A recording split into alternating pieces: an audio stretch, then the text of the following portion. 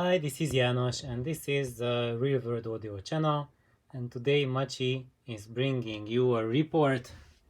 And yeah, I just got really busy and stopped watching NCIS for making this very important video.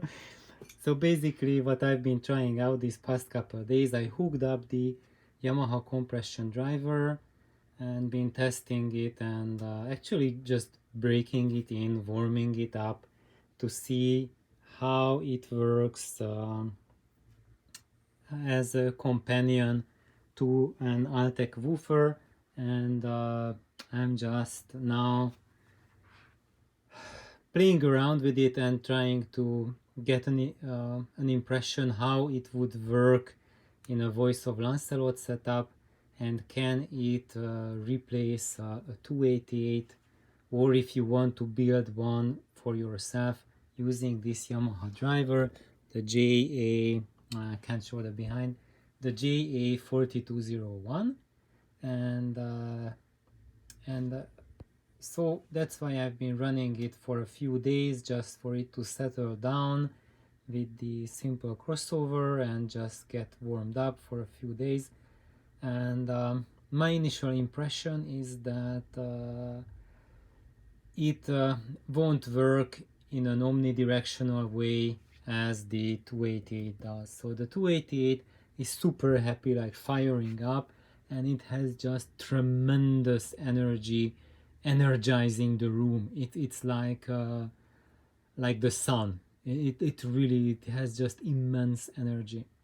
And the Yamaha, when I have had it, I've been running it like this, like face up, and then it's how the sound stage feels like that compared to the big one is basically it collapses down.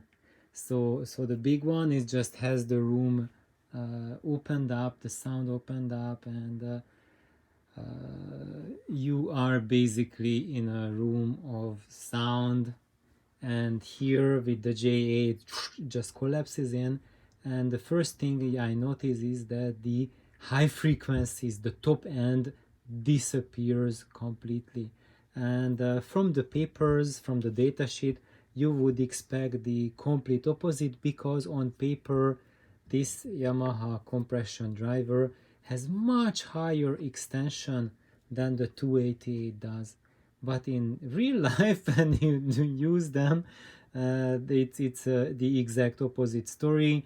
The 288 is amazingly extended, and for this guy I constantly have a feeling that I need a super tweeter for it, because it's not doing much at the 15 plus kilohertz region.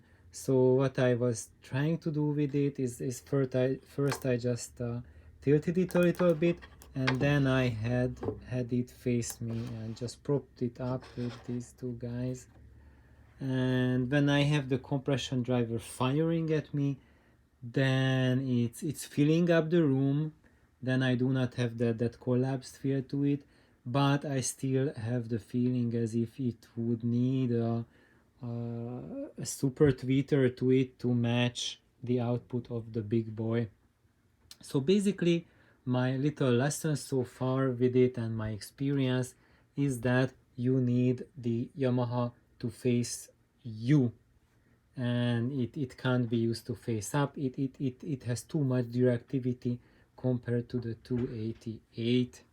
Other than that, it's a pretty fun driver, and it has a good time matching with the Altec driver, and I really can recommend playing around with it in a similar fashion. Just make sure that the driver faces you, and when you build it, just build it with the front baffle on top of your woofer. So in this case, either it will need to go in the cabinet, or just place it on top of the cabinet, and then you can play around where it is, or build a little extra baffle around it to enlarge this area on top to keep the wall cabinet intact, and then just a little front buffer, like a semicircle here, and it's sitting right there.